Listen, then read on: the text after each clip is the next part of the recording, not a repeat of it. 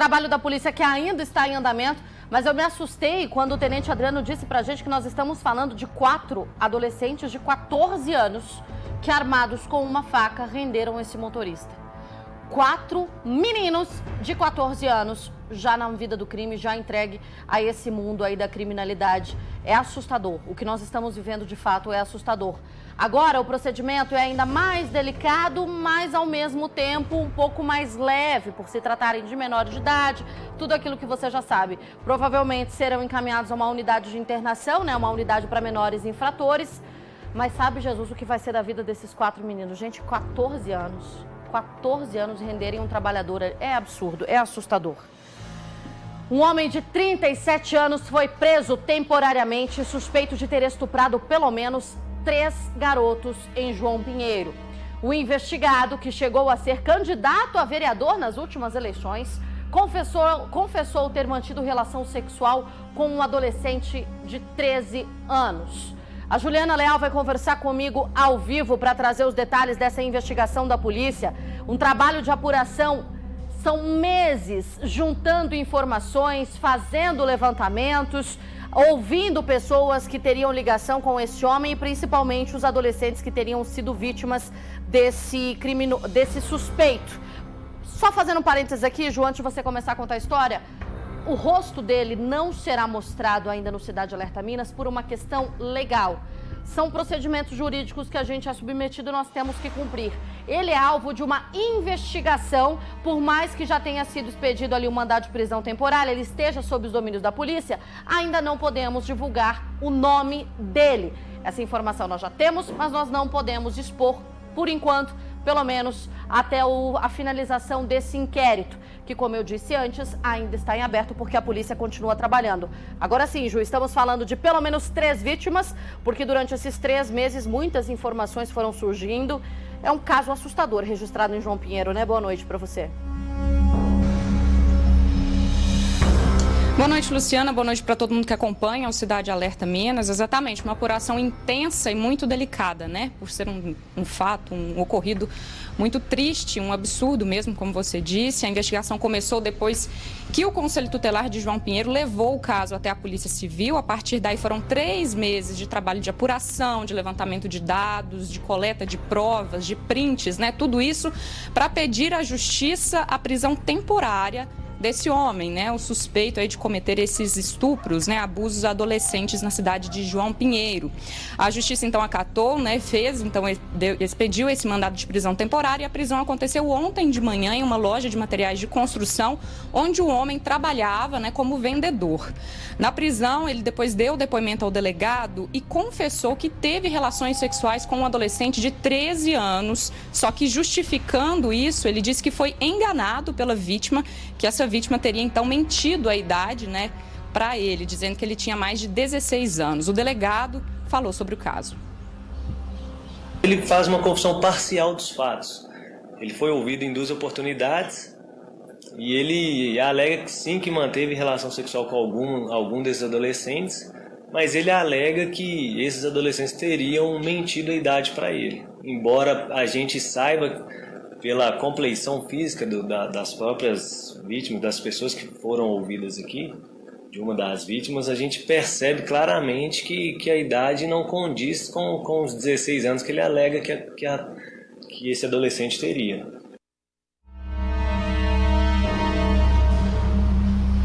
Ainda tentando justificar essas acusações, né, da investigação, o homem também disse que os atos eram consentidos, o que mesmo assim é crime, já que as vítimas têm menos de 13 anos de idade, né? Menores de idade, mesmo assim é crime, sendo consentido ou não. Além desse adolescente que realmente foi comprovado, que ele mesmo confessou que teve relação sexual com ele, a polícia ainda investiga outras 2 vítimas que também teriam sido abusadas com 13 anos de idade, já que esse homem vem cometendo, segundo essa investigação, vem cometendo esse crime há 3 anos. Segundo o delegado, ele agia da mesma forma com todas as vítimas. Ele buscava esses adolescentes de moto e levava eles ou para a casa dele, do suspeito, ou para um terreno vago. O delegado também falou sobre como ele agia. O investigado, ele utilizava sempre do mesmo modus operandi, da mesma forma de agir. Ele abordava alguns desses adolescentes pela internet, por meio de redes sociais, Facebook, WhatsApp. Ele abordava pelo Facebook, chamava esses adolescentes para conversar e passava o número de WhatsApp. E por meio do WhatsApp ele conversava com esses adolescentes e marcava encontros com eles. Adolescentes aí entre 12 e 14 anos. Então nós apuramos aí que essa forma de agir dele pelas redes sociais era comum. São diversas. Isso ocorre há cerca de mais ou menos 3 anos, pelo que foi apurado. Então pode ser que haja outras vítimas também. A gente apurou aí a princípio 3 vítimas. Uma das vítimas foi comprovado aí que houve essa relação sexual. Em relação à outra vítima também teve essa comprovação, só que ao que tudo indica, está sendo apurado ainda, ela já contava com 14 anos. Então nesse caso aí não seria crime, né? Não configuraria o crime de estupro de vulnerável de acordo com o Código Penal. E outra dessas vítimas ele teria abordado da mesma forma via Facebook, quando ela ainda tinha 13 anos, mas ainda estamos apurando se chegou até essa prática sexual com esse adolescente. Além desse crime, né, sério, de abuso que o homem está sendo investigado, a polícia também disse que ele praticava pressão psicológica nas vítimas, já que, como ele mesmo falou aí na entrevista, o homem conversava por mensagens de Facebook, né, de aplicativos com essas vítimas e depois ele pressionava esses adolescentes para que eles apagassem as mensagens, né? Ele chegou a trocar frases, né, realmente eróticas com esses adolescentes, fotos nus, né, ele estava mostrando a parte íntima dele e depois disso ele fazia esses adolescentes apagarem as mensagens justamente para não deixar rastros, né, para que a polícia não chegasse até ele através dessas mensagens. Lembrando que, segundo o delegado, o suspeito já teria dado aula de música e seria cantor gospel, ou seja, acima de qualquer suspeita, ele passava uma imagem, né, de bom moço, de pessoa boa, só que às escondidas, Luciana, ele estaria, então, segundo a Polícia Civil, aliciando crianças menores de 14 anos. Luciana? Esse homem, ele foi levado para o presídio. A polícia ainda continua, ele foi levado para o presídio em Unai e o inquérito deve ser concluído em breve, onde esse homem será indiciado por pelo menos um caso de estupro de vulnerável, tendo em vista que ele já confessou ter mantido relação sexual com esse garoto de 13 anos de idade. Agora, o ponto fundamental para a polícia conseguir chegar até esse homem foi o seguinte: as tais conversas de WhatsApp. Entretanto, a gente tem que pontuar uma coisa assim, muito burro, muito ingênuo achar que a partir do momento... Não bota a conversa ainda não, porque eu vou ter que traduzir para o nosso telespectador. É muito ingênuo você achar que a partir do momento que você deleta uma conversa, não existem mecanismos para que ela seja recuperada. A polícia está de olho nisso tudo. A gente não tem profissional meia boca aqui. A polícia que está aqui trabalha. Foram 3 meses de investigação, foram 3 meses de apuração, um trabalho que começou com denúncia anônima, conselho tutelar, foi para a Polícia Civil e desencadeou em tudo isso. Juliana Leal trouxe informação pra gente. É um homem que trabalhava como vendedor em uma loja de material de construção. Ele alegou também que ele já deu aula de música, é cantor gospel, estava lá na frente como um cidadão de bem, como um defensor da família tradicional brasileira, como um homem cheio de princípios e ética. E aí, quando ninguém estava vendo, estava estuprando criança.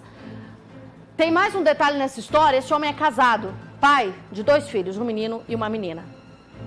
O desenrolar da história acaba ficando cada vez mais assustador por saber quantas pessoas estavam em contato e sequer sabiam o que ele fazia. Coloca o print na tela para mim, por gentileza. Esse print que você vai ver aí é uma conversa que ele teve com um menino de 13 anos, que ele confessou ter mantido relação sexual. O homem começa dizendo, né, se você se importa para irmos em outro lugar, ele diz que a casa dele tá cheia, e aí o menino responde, não. E o suspeito diz, eu sei de vários lugares onde eu já transei de dia. Inclusive, tá precisando de umas aulas. Aí o menino responde, aonde? Só depende de você. Preste atenção na frase que está a seguir, porque nós não estamos falando de um caso onde a conversa foi interpretada de forma errada. Ah, não, vocês que têm a mente poluída. Não. Em todo momento na conversa com esse adolescente, o conteúdo era sexual, o teor era pornográfico, a combinação ali entre os dois, o combinado, né, o que eles estavam planejando era de fato esse encontro com cunho sexual. Aí ele diz, tenho camisinha e lubrificante, o menino dizendo que ele ia ter que usar a camisinha, e aí lá do lado direito ele já fala, só se você não vir para não dar certo. Porque na cabeça dele já estava tudo esquematizado, estava tudo certinho. E aí o menino fala, me pega na escola e dá o nome da escola onde ele estuda. O homem responde, ok, o resto deixa comigo. Os dois combinam então 2h40 da tarde, o encontro estava marcado.